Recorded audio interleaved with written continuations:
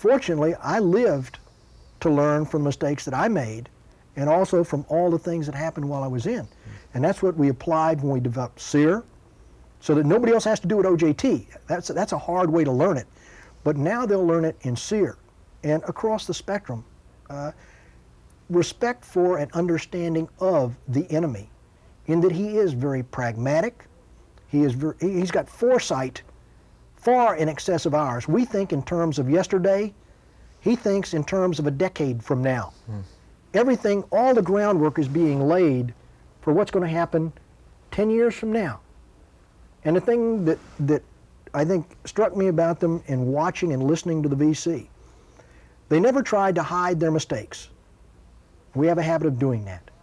When they made a mistake on an operation, they had a session after the operation, and everybody stood up and critiqued his part in the operation, good, bad, and indifferent. Then everybody else got a shot at him. So if you did something wrong, it was coming out in glaring detail so that that mistake would not be repeated again. And then that was disseminated. It wasn't these things where we try to gloss over a mistake and hide it so it doesn't come out on an OER.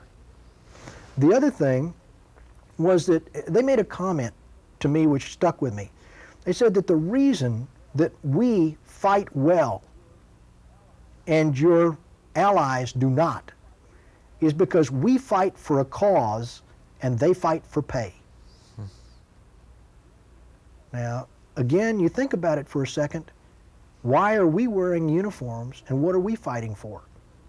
You know, I think that's one of the problems that we unearthed when we began SEER.